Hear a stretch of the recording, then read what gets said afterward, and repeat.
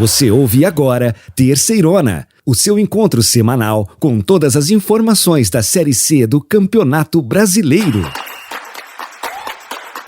Que beleza! Sejam muito bem-vindos para mais uma super rodada da Terceirona.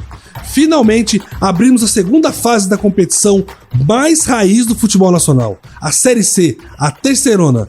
E você, meu irmãozinho, é o nosso convidado para analisar comigo, com o Cícero, com o João e com toda a nossa equipe de jornalistas que acompanharam de perto a rodada inaugural dessa segunda fase. Cícero, João, como estão vocês, meus irmãozinhos? Fala, belezão, como é que vai, Cícero? É isso aí, fase 2, um mata-mata em grupos que já começou cheio de surpresa. Muitas coisas que a gente achou que não aconteceriam já estão acontecendo nessa primeira rodada. Vamos lá, vamos para esse programa maravilhoso. Salve, belezão, salve, João, salve, salve, meus amigos ouvintes da Terceirona. Vamos lá para mais uma rodada. Que beleza, que beleza, que beleza. Vamos nessa, meus irmãozinhos. A Terceirona acaba de começar.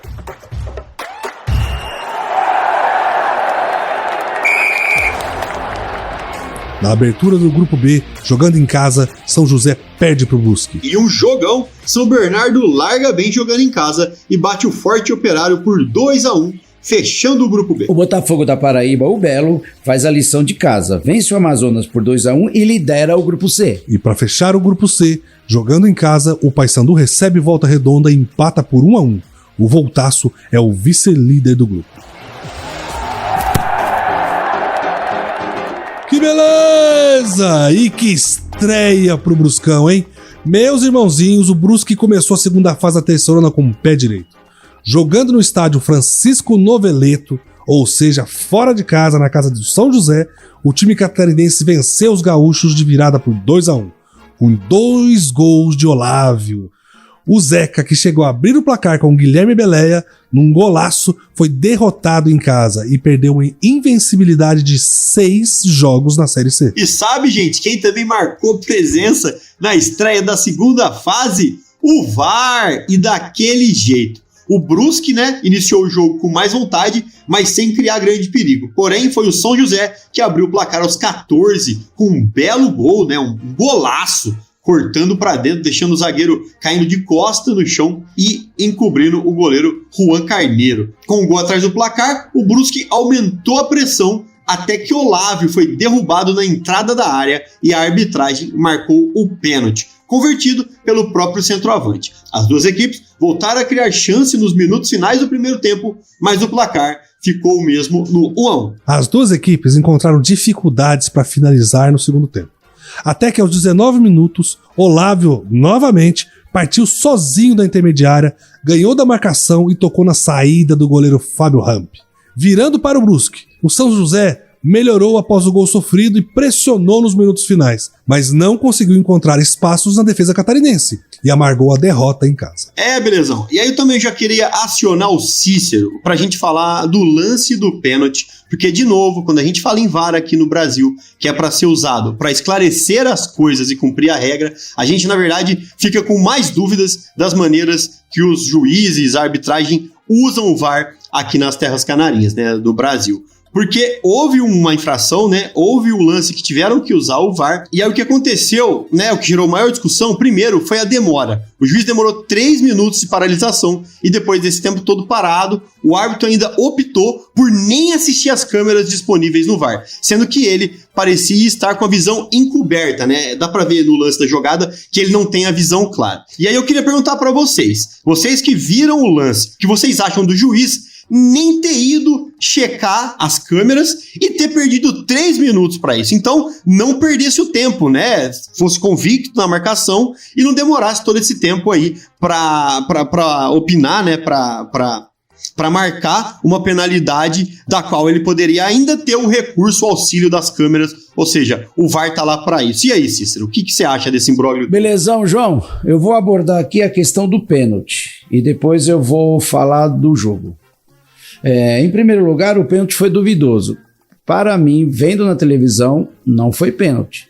O jogador do Brusque, ele se atira porque ele praticamente não conseguiria mais chutar a bola, porque a bola já estava mais de 1 metro na frente dele. Ele passa o jogador, a bola fica à frente e aí ele se joga. Ele faz o recurso do pênalti porque ele não alcançaria mais a bola. Se jogando à frente do jogador. E quanto à questão do VAR, eu posso falar, o juiz deveria ter um procedimento de consulta para o VAR sobre essa situação. Ele não deveria... Então, assim, como eles têm o acesso à tecnologia do VAR nessa segunda fase, os juízes utilizam um ponto no ouvido. Então ele conversa se ele quiser. Ele deve ter conversado, mas independente dele ter conversado ou não ter conversado, não viu a imagem, ele é o que o João falou, ele opta por não usar uma tecnologia disponível. É um absurdo, né? E uma coisa pra gente lembrar, do mesmo jeito que os times de futebol sobem divisões vencendo e tendo um bom desempenho no campeonato, os juízes também. Os juízes que têm boas arbitragens vão sendo ranqueados e subindo. Exatamente. Quer dizer, ele se negar a usar o VAR, ele tá perdendo até a oportunidade que ele raramente tem. Ele se negar, ele até pode se negar, porque é decisão de campo o juiz consultar a imagem ou não. Mas então, não perdesse 3 minutos com a mão no ouvido lá, conversando com a cabine. Fala, gente, tô convicto do que eu vi, vou seguir com a decisão de campo. É isso que ele devia ter feito. Aí ele perdeu 3 minutos e ainda seguiu com a decisão de campo. Então, foram 3 minutos jogados fora para as duas equipes. Ô, João, tem um ditado que é o seguinte: cabeça de juiz e bumbum de neném, ninguém sabe o que sai. Então, deixa pra lá, vamos falar da rodada. Muito bem, meus irmãozinhos. Antes de encerrarmos esse jogo, o nosso correspondente, o jornalista Edu L., que cobre o Zeca, também vai dar a opinião dele sobre esse lance polêmico. Fala, Edu, tudo bem? Meu irmãozinho, como você viu esse lance e qual a sua opinião? Fala, Belizão, fala, João. Pois jogo de abertura da segunda fase, estreia do VAR na Série C 2023, mas a impressão que fica não é nada positiva, pelo menos nesse confronto aí entre São José e Brusque. O que aconteceu? Ali pelos 30 minutos da primeira etapa, o São José vencia a partida por 1-0, e em uma saída errada a bola sobrou para o atacante Olávio do Brusque, que antecipou o zagueiro Jadson e caiu dentro da área. Em um primeiro momento, eu mesmo entendi como um lance faltoso, um pênalti, enfim, vendo ali de trás da arquibancada, portanto achei a decisão acertada, mas em um segundo momento, revendo pelo replay, ou seja, recorrendo à tecnologia do vídeo, tive 100% de certeza de que não havia sido absolutamente nada, além de uma simulação do jogador do Brusque. Ao meu ver, no meu entendimento, essa também teria sido a impressão ali do árbitro, caso ele fosse até a beira do campo, assistiu o lance por outros ângulos, mas infelizmente a equipe de arbitragem optou por manter a decisão sem que o juiz fosse ali rever as imagens de maneira simples, transparente e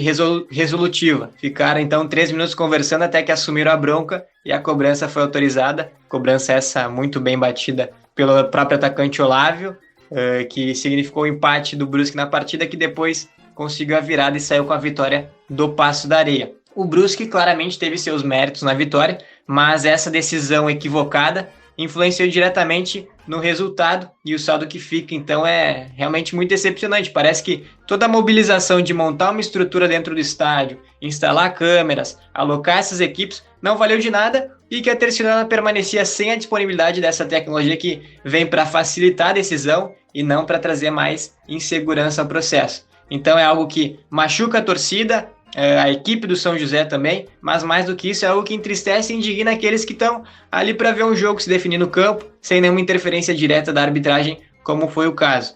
O São José, inclusive, emitiu uma nota oficial comunicando que pediu acesso aos áudios e às imagens do VAR, que já era esperado, buscando aí um esclarecimento que seja por parte da CBF. Um prazer enorme estar falando aí com vocês e espero que em uma próxima oportunidade eu possa trazer notícias mais positivas para o torcedor do Zeca. Tá certo? Um forte abraço. É isso aí, meus irmãozinhos. Vamos, que tem muita terceirona ainda hoje.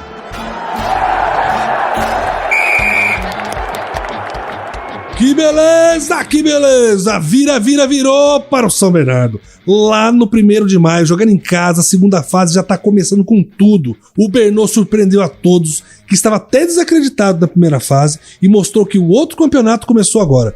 Isso é sensacional, né, João? a equipe paranaense abriu o placar com Felipe Garcia de pênalti. O Tigre alcançou a virada com 2 gols, um de Lucas Tocantins e o outro de João Carlos. A vitória colocou o Aurinegro na liderança do Grupo B, ao lado do Brusque, com 3 pontinhos O conquistados. São Bernardo veio para o jogo decidido a vencer o Operário e pressionou a equipe paranaense desde o minuto inicial. O primeiro gol da partida foi marcado pelo Fantasma, aos 20 minutos em cobrança de pênalti convertida por Felipe Garcia. O Tigre seguiu pressionando e aos 30 minutos empatou com Lucas Tocantins, que recebeu um lindíssimo lançamento pela direita, matou a bola na ponta do pé, limpou a marcação e marcou um golaço. O goleiro Rafael Santos ainda apareceu em pelo menos outras 3 oportunidades para salvar o Alvinegro de sofrer a virada na primeira etapa. E o técnico Rafael Guanais voltou para o segundo tempo com 2 alterações no meio-campo e colocou o Operário de volta no jogo. A partida, no entanto, perdeu em velocidade e ganhou em disputas físicas. O jogo ficou muito truncado, tendo por consequência uma queda nas jogadas ofensivas. Gol da vitória do Bernô surge nos acréscimos, aos 46 do segundo tempo, quando de pênalti, João Carlos marcou para o Tigre e deu números finais à partida. João, foi um jogaço, foi muito lindo mesmo. Mas Cícero, a fase nova na vida do líder do grupo, o Bernô. Agora começa uma nova vida para eles, hein? Ele entra como 8º colocado na fase final e já ganha do primeiro colocado. O que você achou de tudo isso? Agora vai? Agora vai, porque nós tínhamos comentado aqui há uns dias atrás que o octogonal seria um novo torneio. E o São Bernardo entrou para o jogo mais descontraído, mais alegre, o time mais aguerrido, suportou a pressão, tomou um gol de pênalti infeliz, foi para cima, fez um golaço, fez mais um, ganhou de 2-1. Eu acredito que o São Bernardo vai recuperar o que ele perdeu na transição do campeonato para chegar entre os outros classificados. Exatamente, e eu acho que eu queria lembrar também aquilo que o João falou, que como são apenas 6 jogos, são 6 rodadas, ganhar em casa é muito mais que uma obrigação, e ganhar fora de casa é uma coisa linda, né? Mas não é, João? O Bernô fez o papel dele. Essa que é a maluquice da Série C, né? Uma fase super difícil, a primeira fase super complicada pro São Bernardo, e aí de repente eles ganham no jogo inaugural da segunda fase, e o espírito é totalmente outro. O clube agora vive um momento nos vestiários, né? E isso conta muito para a entrada de campo. Aquele clima tá muito bom com a comissão, com o próprio Zanardi. Talvez tenha até espantado aquela desconfiança do início, do fim, né? Da primeira fase. Tá bem legal ver. Cícero, e o que você acha? E volta jogando bem, jogando bonito, né? Até a gente vai usar uma brincadeira aqui. O Zanardi sorriu, né, João? Porque ele andava bem carrancudo. Olha, pro São Bernardo é tudo de bom começar com uma vitória. Nós estávamos aqui, quando estávamos nos preparando para o podcast, nós estávamos falando que uma vitória em casa e um empate fora, de 6 pontos, você consegue 4, né? Então o São Bernardo ganhou em casa, empatou fora, 4 pontos. Se ele for nessa toada, pode surpreender a gente na classificação final. Que nós não apostávamos lá antes de começar o octogonal, né? Queimamos a língua. Mas bem, já que falamos do professor Zanardi, técnico do São Bernardo, ele falou com a nossa equipe nesse importante início da segunda fase. Vamos ouvir o que ele tem para dizer. Essa partida de hoje, assim como as últimas partidas que o São Bernardo vem fazendo, mostra, né, que nessa fase, como a gente vinha falando durante a semana, não tem, é um outro campeonato, né? Não tem primeiro, segundo, oitavo, todo mundo igual. Classificaram as equipes que mereceram, são equipes muito boas. A competição é uma competição muito igual, né? Ficaram de fora aí grandes equipes também. Agora, quem quiser mais, quem lutar mais, quem guerrear mais ali, quem tiver capacidade e competência vai buscar esse acesso. A gente tem que ter o pé no chão. Falei com eles que a gente, terça-feira, já temos a reapresentação. Não conquistamos nada. Temos que comemorar hoje, mas já estamos pensando já no Brusque, que vai ser um grande jogo, um jogo difícil lá. Então a gente tem que equalizar bem ali, ficar centrado e entender que a gente tem que ter muito pé no chão. Beleza. É isso aí, meus irmãozinhos. Que jogos, que disputa. Isso aqui é futebol raiz. Vamos que vamos.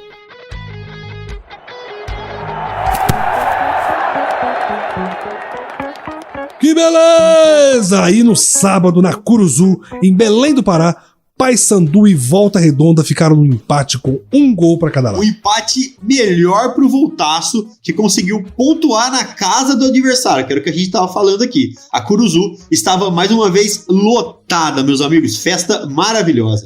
João, mas o Papão lamentou o resultado.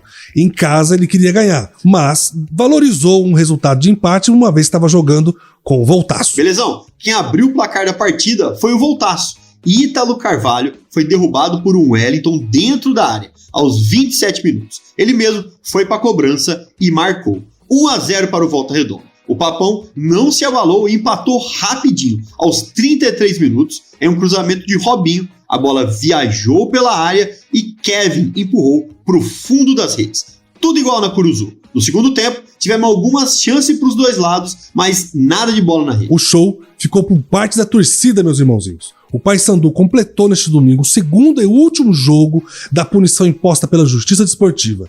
Pela segunda vez, a Curuzu recebeu apenas mulheres, crianças e adolescentes. E mais uma vez, o estádio esteve lotado. Cícero teve muita reclamação sobre a arbitragem da partida, hein? Tanto pelas marcações, pelo pouco tempo de acréscimo e por um lance, no mínimo, absurdo no primeiro tempo.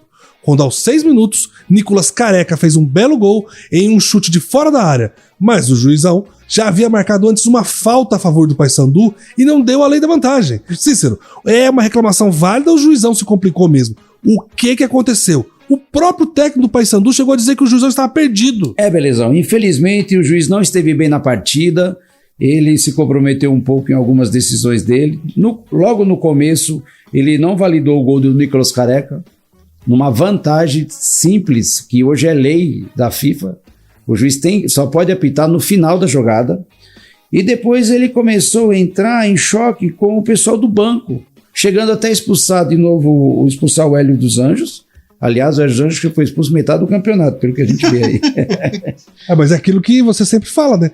Os juízes estão agora com mania são 3 manias, né? Expulsar técnico, dar cartão amarelo para jogador do banco e anular gol. Mas então ele está tirando o foco, que é cuidar da partida, ele passa a cuidar das pessoas, né? Porque parece que tem uma coisa que implica nesse atrito entre eles, né?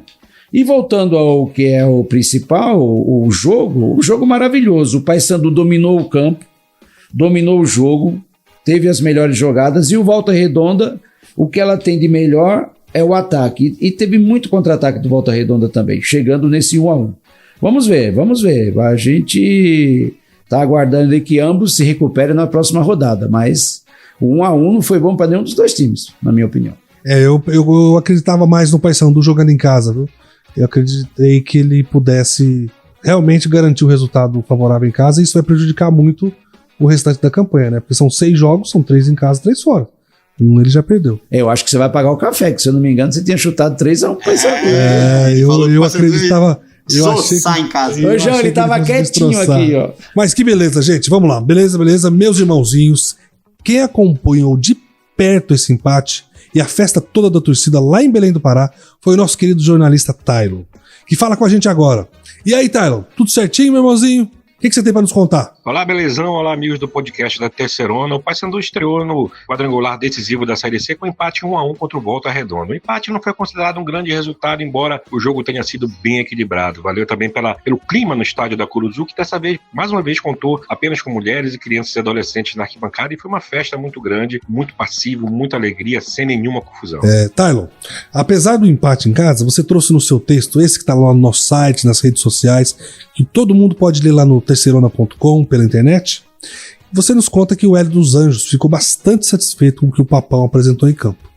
E tanto o técnico quanto os jogadores elogiaram a postura do time, que o time se comportou muito bem, mas que faltou mais objetividade, apesar de um gol legítimo ter sido anulado.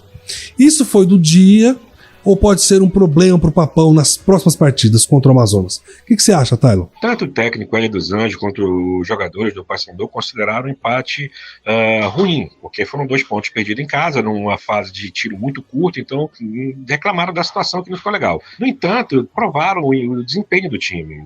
O Hélio considerou que o Paysandu teve postura, foi para cima, buscou sempre o resultado e de fato isso aconteceu. Tanto pecou um pouco pela falta de objetividade. Nos minutos finais do jogo, o Paysandu teve 2 chances incríveis e desperdiçou, foram erros não forçados e o Paysandu deixou passar a oportunidade de ficar com esses 3 pontos. Mas foi um bom cartão de visita contra aquele que é considerado do quadrangular dessa chave do Paysandu o time mais forte. Agora o Paysandu vai para o final de semana enfrentar o Amazonas em Manaus, o único time que o Paysandu conseguiu vencer fora de casa na primeira fase, e o Paysandu vai com as forças renovadas e se considerando apto a poder surpreender fora de casa mais uma vez a partir do que foi feito na Curuzu contra o Voltaço. Meu irmãozinho, Tylon, muito obrigado e parabéns pelo trabalho que você vem fazendo na cobertura do Papão aí em Belém do Pará. Isso é terceirona, meus irmãozinhos. Sigamos!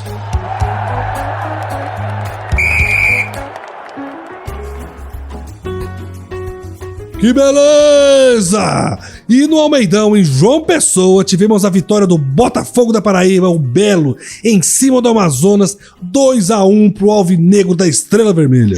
Belezão. E em João Pessoa, que é a segunda cidade mais verde do mundo, teve sinal verde pro Botafogo da Paraíba, que, com o empate do Papão com o Voltaço, assumiu a liderança da chave na primeira rodada. É uma beleza, meus irmãozinhos. João, logo no início do primeiro tempo, o Belo já estava chegando com perigo na meta do Amazonas. E foi dos pés do camisa 10 do Belo que saiu o gol do triunfo botafoguense na primeira metade do primeiro tempo. De pênalti, o meia bateu com perfeição e colocou a bola no fundo da rede do Amazonas. Belezão. No segundo tempo, o Belo, que tinha vantagem no placar, voltou bem motivado e logo ampliou com o Mariotto, que após uma bela jogada de Zé Mário pela esquerda, recebeu o passe do Renatinho e bateu de primeira, 2-0 para o Belo. Já no fim da partida, nos acréscimos, Igor Bolt marcou o gol de honra para o Amazonas. Mas nada que tirasse a vitória dos donos da casa. Depois da derrota do Amazonas, lá na Paraíba, quem falou com a gente foi o técnico Rafael Lacerda. Vamos ouvir. A nossa estratégia do jogo era justamente controlar o jogo, ter a posse de bola, pela qualidade que tem o nosso time. Também em função do último jogo em casa, onde os dois jogaram junto, o Diego e o Tavares. Pela boa atuação que tiveram, a gente acreditava que a gente podia repetir isso, e na minha opinião os dois foram bem no primeiro tempo. A questão foi que a bola não estava chegando muito pouco nele, a gente não estava conseguindo conectar esse passe na entrelinhas. Os dois se movimentaram muito para receber essa bola no espaço que o Botafogo deixava, que a gente estudou da equipe adversária, mas infelizmente a bola chegou pouco até eles, e quando chegou eles criaram, a gente criou situações. Não sou muito de falar de números, mas é só olhar os números. A gente teve 7 finalizações contra 2 da equipe do Botafogo. Claro que isso não ganha jogo, a gente teve mais posse de bola, a gente teve 7 escanteios contra 1, os nossos números foram melhores, então acredito que não passou, a derrota de longe não passou pela escalação dos 2 meias, mas claro que talvez tivesse entrado com o atacante, poderia ter sido diferente, mas isso a gente não tem certeza. Beleza, meus irmãozinhos. Agora eu quero saber do Cícero, com o próximo confronto à vista, o Botafogo da Paraíba tem condições de se manter como líder da chave diante de um jogo contra o Voltaço no Rio de Janeiro? Ele mantém, Cícero, esse desempenho bonito que teve nesse primeiro jogo? Belezão, o Botafogo tem tudo para manter esse desempenho, mas lá no Rio de Janeiro ele deve empatar 1-1 com o Volta Redonda. Ganhar lá não vai ser fácil. Ele vai sofrer também a falta do 12º jogador, que é a torcida, incentiva muito o jogador, mas eu tô contigo, eu apoio o Botafogo nessa caminhada, tô torcendo pro Botafogo e eu acredito que ele fará um bom resultado no Rio de Janeiro. 1-1, para mim, é um bom resultado nessa situação da tabela. Eu acredito que o Botafogo mantém o desempenho sim, a qualidade do jogo todo. Agora o Amazonas eu já não sei, porque o Amazonas vai jogar em casa, mas jogar contra o Paysandu em casa, um time que é empresa, não vai fazer muita diferença, né? Não vai fazer tanta diferença assim. Aí 100, 10, 8 mil pessoas no campo torcendo, batendo palma, gritando o nome do jogador, vai fazer falta. E outra coisa, todo mundo que saiu com resultado negativo vai ficar numa situação bem complicada, porque parte pra cima, toma contra-ataque. Se não partir pra cima, o jogo termina 1-1. Ou seja, assim, o desempenho do Botafogo e do Amazonas nesse primeiro jogo é destaque pro Botafogo, que fica líder no grupo dele E vamos às próximas, né? Eu acho que esse octagonal vai clarear mesmo depois da terceira rodada, que aí a gente vai ter mais ou menos definido os times que vão mais estar estruturados nesse octagonal final. Mas antes de encerrar, o Amazonas ele tem um fator casa sim, ele tem o calor, que é quase que jogar numa altitude. Quem vai pra lá tem que jogar contra o Amazonas e contra a alta temperatura. É um fator casa que não é uma torcida, né? Mas você tem que lembrar que quem vai jogar lá é o Paysandu, que tá em Belém do Pará. Que o clima é muito parecido, muito idêntico. Não é tão tem diferente. Isso aí também. Mas, meus amigos, no próximo sábado teremos mais uma rodada de emoção na Terceirona. Estamos com vocês.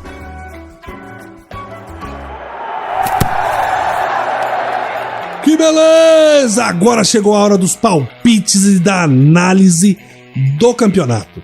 Nesta segunda fase da Terceirona, meus irmãozinhos, no sábado teremos o Amazonas que recebe o Paysandu na Arena da Amazônia às 17 horas. O que podemos esperar desse confronto do grupo B, meus irmãozinhos? Belezão, João, jogo pegado, jogo quente, lá em Manaus, time grande, time de dinheiro, mas eu acredito que o resultado será 1-1. O Amazonas não vai conseguir ainda dessa vez a tão esperada vitória. Eu já discordo do meu querido Cícero, eu acho que o Amazonas dentro de casa faz 2-1 no Paysandu e coloca o Papão numa situação complicada aí. Eu acho que dentro de casa o Amazonas ainda tem certa força, tem o artilheiro, acho que tem condições de vencer o Papão. É uma beleza, meus irmãozinhos, mas eu acho que vai ser um jogo muito, muito, muito forte. O Amazonas, ele é um time empresa e movido pela grana muito mais pela torcida. Então os jogadores estarão empenhados em trazer esse resultado para garantir o bicho do campeonato. E um bicho mexe com o jogador, né, Cícero? Mexe, não é? Ajuda a família inteira. Muita gente pendurada no bicho. E como o Amazonas vem de uma derrota, ele vai querer garantir essa vitória lá e vai jogar com muita força. Já o Paysandu sai de casa e vai jogar fora de casa. Um jogo de fora de casa onde ele garante o ponto. Ele fez só um ponto em casa. Então também eu acho que vai muito pra cima mesmo. E as defesas dos dois times vão ficar meio com o flanco aberto. Então acho que é um jogo de muitos gols. Mas eu acredito que no final vai ser outro empate. Então meu palpite é 2-2. Ainda no sábado, às 19 horas, teremos Brusque e São Bernardo, no estádio Augusto Bauer, pelo grupo B, com os dois times vindo de vitória na primeira rodada e brigando pela liderança do grupo. Lembrando que o Brusque tem uma torcida muito, muito, muito presente em todos os jogos. Tem torcida organizada, eles acompanham muito o time do Brusque. O Brusque tem torcedores que passearam pelo Brasil para esse time. Tem o torcedor do ar-condicionado também.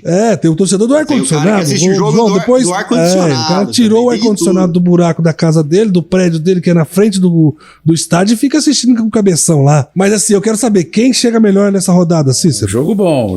Jogo de Série B. Mas eu acho que quem amarelar vai perder o jogo. Aí o trocadilho eu quero dizer porque o Brusque deve jogar com a camisa branca e o São Bernardo joga com a camisa amarela. A vantagem da amarelinha. E aí o São Bernardo vai amarelar. O meu resultado é 2-1 pro Brusque. Eu acho que o São Bernardo não perde fora de casa. Não sei, parece que trocou os ares lá em São Bernardo dos Campos. Eu acho que não, São Bernardo não perde fora de casa. Brusque 1, São Bernardo 1. Meus irmãozinhos, eu vou discordar de vocês novamente. E eu sei que vocês têm condição de acertar muito mais do que eu, mas eu não consigo acreditar no Brusque jogando em casa. O estádio é uma mini bomboneira, é um ovo, a torcida lota, acompanha, briga, e o São Bernardo é um time empresa, não carrega a torcida até lá, vai ter ninguém. Eles vão sentir o estádio, vão sentir a torcida, mas eles não têm uma defesa tão sólida, o São Bernardo. Então eu acredito que o Brusque ganha de 3-1 lá. Eu senti o Brusque mais aguerrido no jogo contra o São José. O grupo mais unido, um ataque mais forte, muito forte. E é o que você falou, o São Bernardo ele não vinha bem na fase de classificação, porque ele estava muito vulnerável na defesa e no meio de campo. Então eu vou voltar A frisar aqui que meu palpite é 2-1 pro Brusque. Olha que beleza, meus irmãozinhos. No domingo, Operário e São José se enfrentam no Germano Kruger às 16 horas pelo grupo B da Terceirona. As duas equipes não pontuaram na primeira rodada dessa segunda fase. E aí, irmãozinhos? O que podemos esperar desse confronto? Belezão, João. O meu palpite aqui será 3-1 pro Operário. Eu não vejo possibilidade do São José se recuperar nesse jogo. Aliás, eu não vejo possibilidade do São José se classificar para a Série B. O São José mostrou uma equipe muito fraca em casa. Em casa não pode ser fraco. Tem que pelo menos arrancar um empate quando perdeu para o Brusque. Então eu vou dar meu palpite 3-1 para o Operário. E eu acho que infelizmente o Zequinha vai parar por ali. Vai jogar os outros jogos para cumprir tabela. Eu vou só discordar do Cícero no placar, mas eu acho também que o São José perde lá em Ponta Grossa, 2-0 pro Operário em cima do São José. São José que no meio da primeira fase, né, teve algumas rodadas ali como líder. Eu sinceramente vi um futebol muito bonito, achei que o São José ia se consolidar, mas não se consolidou, não passou muito bem para a segunda fase, né, pensando nos 8 classificados, futebolisticamente falando, né? Eu acho que o São José não tem gancha para ir para frente, para ir para o quadrangular final. Já o Operário eu vejo muito forte na briga pelo título e acho que a reação do Fantasmão começa com esse 2-0 em casa em cima do São José. Posso ser polêmico por um segundo? Quando nós falamos na rodada passada sobre uns 15 dias que a CBF deveria ter tolerado para continuar, esses times que não jogaram bem em casa, será que não estariam mais condicionados, mais descansados? Os que jogaram em casa descansaram mais do que os que jogaram fora, né? De qualquer forma, Cícero, tem um detalhe que a gente não está se atendo. Assim. O São José, ele é um time muito fraco na defesa. Você pode ver que no último jogo do São José, contra o Brusque, a defesa falhou, inclusive num gol.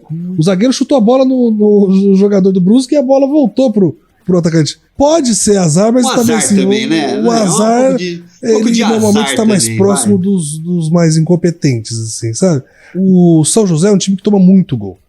Ele tomou 21 gols na primeira fase. E o Operário é um time que não faz muito gol. Pra você ter uma ideia, ele fez 19 gols durante o campeonato. Quase um gol por partida. Ou seja, o Operário tem uma defesa muito sólida, que eu acho que o São José não vai conseguir romper.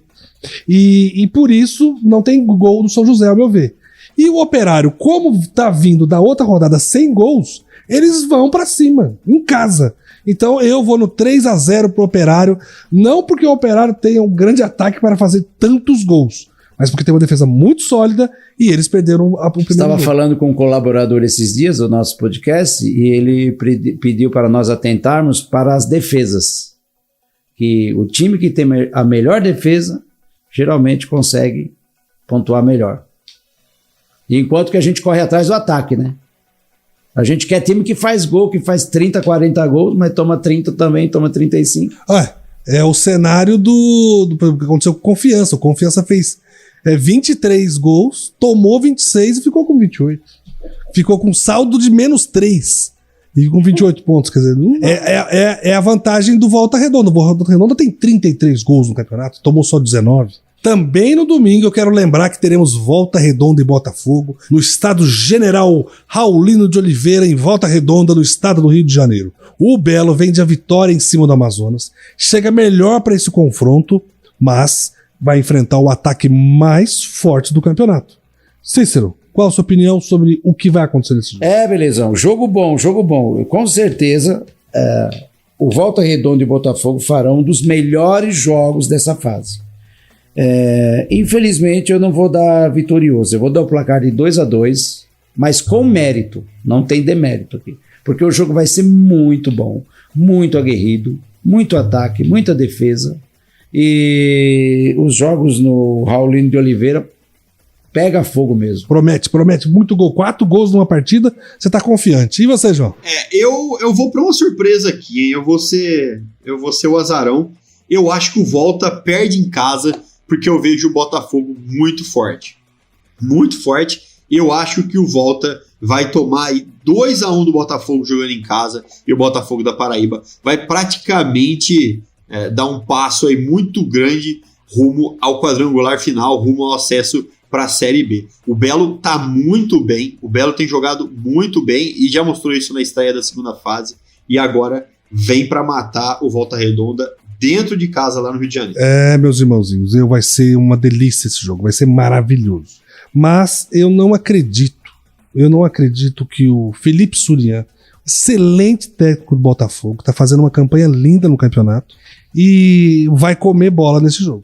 Principalmente porque ele tem origem no Volta Redonda. Ele já foi treinador do Volta Redonda. Então ele conhece o Voltaço. E ele sabe que nesse campeonato, nessa temporada, o Voltaço já fez 33 gols. Ou seja, o Volta Redonda é um time marcador de gols. E que tem uma defesa mais frágil, mas tem um ataque muito potente. E ele não vai colocar o Botafogo para jogar lá na frente. Eu não acredito que ele vai comer essa bola. Se ele comer essa bola estratégica, aí realmente o Felipe Surian não tá correspondendo. Então eu acredito que o Botafogo joga atrás, segura o ataque do Voltaço, e o jogo, apesar das nossas esperanças de ser um jogão com muitos gols, como o Cícero tem de 2-2, eu acho que não vai ser um jogo de muitos gols, não. E eu tava quase dando aqui um 0-0 para esse jogo.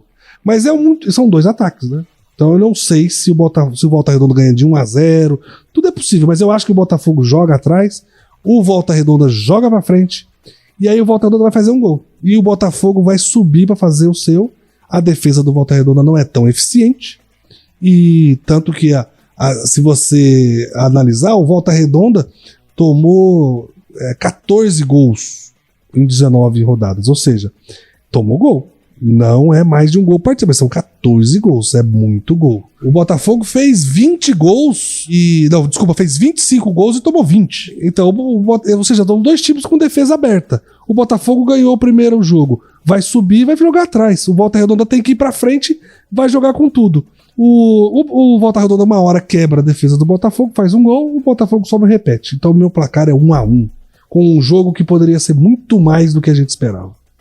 Gente, agora eu quero finalizar esse bloco do nosso programa para saber se vocês ainda insistem na ideia de vocês de campeão e vice desse campeonato. Eu, pessoalmente, acredito que o Botafogo será campeão e que o Operário será o vice-campeão. Não vou mudar a minha perspectiva diante do que aconteceu na primeira rodada, principalmente porque ela me ajuda no meu palpite. Mas vocês podem aí dizer qual é o palpite de vocês, se vocês mantêm ele. Bom, eu estou salvaguardado aqui com a ajuda do meu amigo Dr. Iago Bernardes Basso, meu advogado, que ele disse que após a terceira rodada eu tenho o direito de mudança. Já entrei com o pedido que após a terceira rodada eu posso mudar. Então eu vou aguardar a terceira rodada. E qual que é o seu palpite? Meu palpite era Operário e Volta Redonda e o Operário seria campeão. E você, João? Você mantém a sua palavra ou você é um homem sem palavras? Eu ainda vou manter, tá? Apesar de eu ter colocado que o Volta perde esse jogo, mas simplesmente porque é contra o Botafogo, eu acho que o Operário vai se recuperar e o Volta ainda consegue a primeira classificação, né, a primeira colocação para ir para a final desse campeonato. Talvez daqui a algumas rodadas eu possa mudar sobre o Volta Redonda, que para mim oscilou de uma maneira aí e vai ter um confronto muito difícil, mas coloco o Operário como forte candidato do grupo e por enquanto ainda vou manter Operário e Volta Redonda na final, com a vitória do Operário. Beleza, meus irmãozinhos. Que beleza! E assim, meus irmãozinhos, terminamos a primeira rodada da segunda fase da nossa terceirona. Deixo aqui o meu agradecimento a todos que contribuíram para esse nosso bate-papo de hoje. Nós da Terceirona estamos aqui toda semana até o fim do campeonato. A nossa querida Série C, a Terceirona, trazendo todas as notícias e emoções a cada rodada, junto com os nossos jornalistas correspondentes em cada cidade onde tiver um jogo. João, Cícero, muito obrigado, meus ouvintes, meus irmãozinhos. Maravilha, belezão, maravilha, João. Grande abraços para os nossos amigos da Terceirona. E não esqueçam de prestigiar a próxima rodada. Não deixem de ver os jogos, tá muito legal. Gente, valeu demais por acompanhar a gente, valeu demais pela parceria nessa edição de hoje do nosso programa. Um beijo e até semana que vem, a semana que vai estar mais emocionante que essa aqui. Valeu! E é assim que a gente termina esse giro pela Terceirona. Nós ficamos por aqui, até semana que vem. Um grande abraço. Que beleza! Você ouviu a Terceirona, uma produção Foda Corp e Estúdio Bebê Gigante.